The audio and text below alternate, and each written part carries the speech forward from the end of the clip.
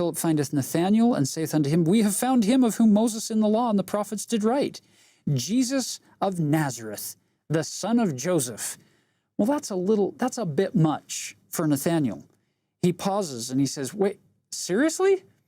Can there any good thing come from out of Nazareth? Nazareth, for those who live in the fishing villages along the Galilee, which is a lot more prosperous for the Jewish people than up in the hill country of Galilee, Nazareth is this little podunk backwater town.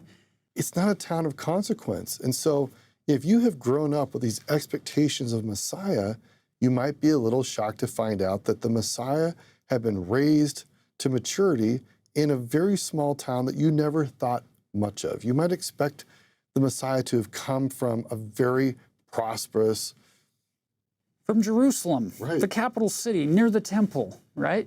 And this is back to identity. It's a big question in the Gospels. Who is Jesus? And we see in the Gospels that for some people, Jesus upends their expectations. For others, he is absolutely who people have been seeking, particularly when we look at the birth stories where he's brought into the temple. We have people at the temple who automatically recognize Jesus, even as a baby. But here we are years later, he's now this mature, full adult, and he's starting his glorious ministry, and people aren't really always sure, which raises a question for us. Do we recognize Jesus when he comes in our lives? Does he come in the ways that we expect? Hopefully.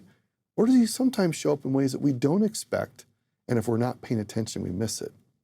And I think one of the invitations we see in the gospel is to have our hearts and our minds open to how God shows up in our lives and accepting him as he shows up instead of as we wish he would.